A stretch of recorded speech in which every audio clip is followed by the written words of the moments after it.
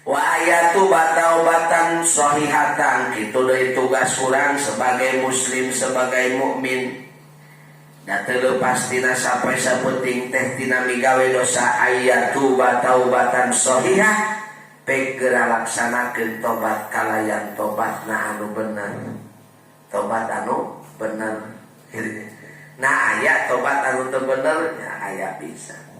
Disebutkeun tobat sama telah moal deui puruk deui.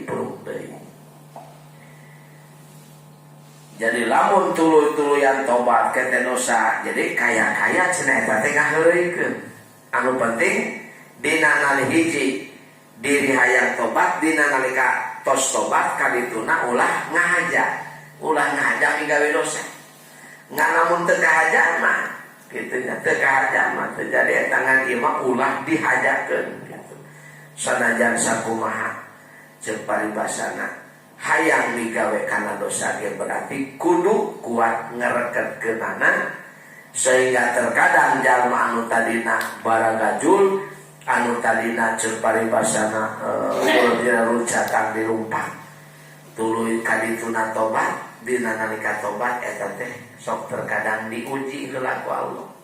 Nah rek balik deui. Nah rek tuluy, lamun tuluy lulusna bakal hebat bagi hebat kadituna. Kullama waqa'a, di antara tobat anu shahihatan dina nalika urang tumiba dosa, buru-buru urang laksanakeun tobat. Naon sababna? Sabab Allah Subhanahu wa taala mika cinta ka jalma anu naon? Mika cinta ka jalma anu tobat. Buru-buru. Ya otomatis ayeuna ku urang sadayana ngalaksanakeun salat 5 waktu teh berarti urang teh nobatan urang. Tuluy ayeuna tos salat ayana astagfirullahaladzim, sehingga teh aya bahasa lekum eta istighfar teh sebagian tina naon? Tina tobat. Komo lamun ayeuna tos salat istighfarna bari dilenyepan eusina istighfar, langsung diri bener-bener nuhunkeun pangampura ka Allah Ta'ala. Maka di dieu gambaran tobat ayakla anil maksiat pilhal dina nalika diri keur maksiat teh harita eureun harita naon cenah cabut migawe dosa dina nalika diri teh keur maksiat. Dina nalika diri keur maksiat keur usaha tapi usahana dina nu diharamkeun ku Allah, di mana hayong tobat bak buru harita kudu eureun. Aya yang naon mah hoyong ditarima tobat mah eureun harita. Kitu nya pagawean dosa. Sanajan diri keur cicing dina amis paribasa cicing dina kaenakan, tapi da ieu teh maksiat ka Allah, ayaklah cabut alias eureun tina dosa harita. Nu kaduana syarat tobat adalah kudu ngarasakeun hanjakal kana dosa nu geus kaliwat. Nu katiluna neja dina hate moal balik deui migawe dosa. Nu kaopatna adalah istihlal jeung istirdo, nuhunkeun halal jeung nuhunkeun ridho.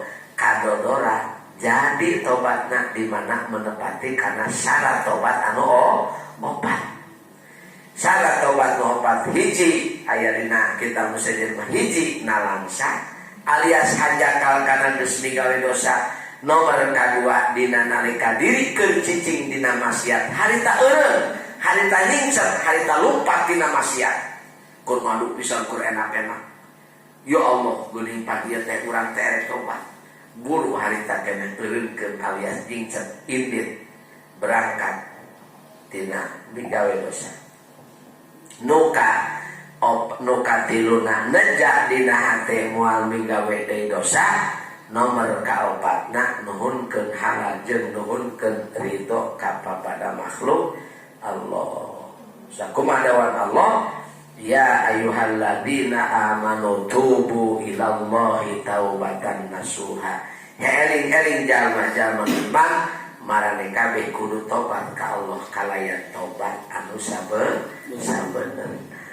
Harapan tina tobat anu bener mudah-mudahan Allah ngiparatan kana dosa angkum sayiatikum.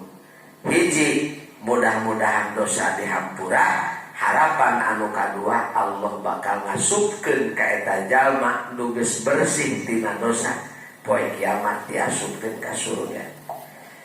Wa ayatuba taubatan nasuh taubatan shahihatan. Bahkan